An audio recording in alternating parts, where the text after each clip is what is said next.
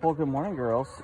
I see most of you have gotten out already, but a couple of you are still waiting, including our roosters. One rooster, two roosters.